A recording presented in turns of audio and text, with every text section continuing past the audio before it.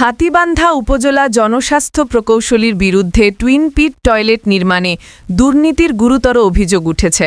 বিশ্বব্যাংক ও এশীয় অবকাঠামো উন্নয়ন ব্যাংক AIIB অর্থায়নে লালমনিরহাটের হাতীবান্ধা উপজেলায় মানব সম্পদ উন্নয়নে গ্রামীণ পানি সরবরাহ, স্যানিটেশন ও স্বাস্থ্যবিধি প্রকল্পের আওতায় টুইন পিট ল্যাট্রিন নির্মাণে ব্যাপক অনিয়ম ও দুর্নীতির অভিযোগ উঠেছে। জনস্বাস্থ্য প্রকৌশল অধিদপ্তরের বাস্তবায়নাধীন এই প্রকল্পের লক্ষ্য ছিল গ্রামীণ এলাকায় স্বাস্থ্যসম্মত টয়লেট সুবিধা নিশ্চিত করা।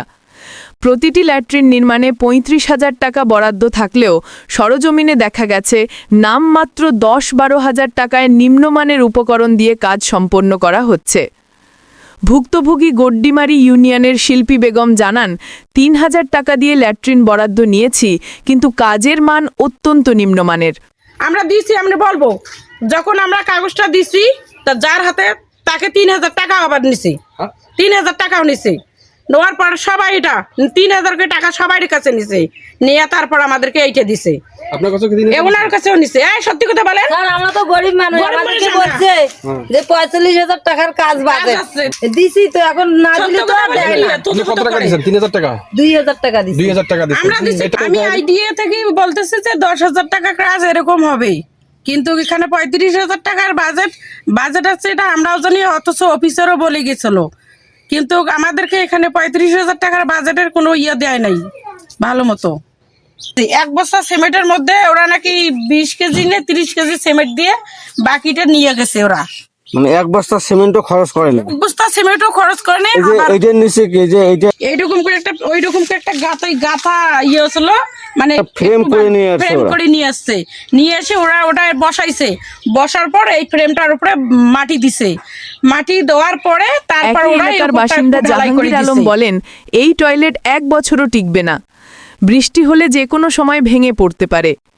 ইসমতারা বেগম, কালাম, হাশেম সহ আরও অনেকে অভিযোগ করেন, টয়লেটের নিচে বালু বা সিমেন্টের গোলা কিছুই দেওয়া হয়নি।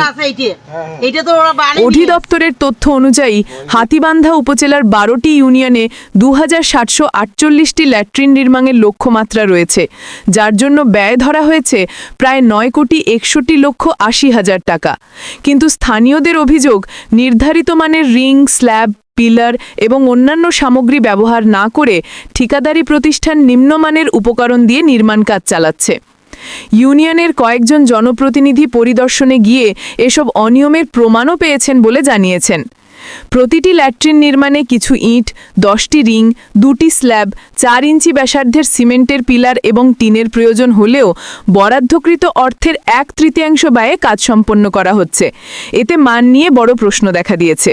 স্থানীয় জনপ্রতিনিধিদের দাবি, বরাদ্দের একটি বড় অংশ ঠিকাদার ও জনস্বাস্থ্য প্রকৌশল বিভাগের কিছু অসাধু কর্মচারীর যোগসাজশে আত্মসাৎ করা হচ্ছে।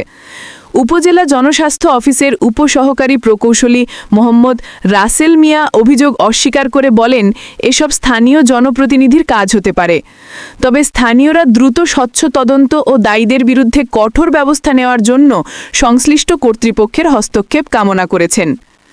নুসরাত জাহান নূপুর, দেশ নিউজ 24.com।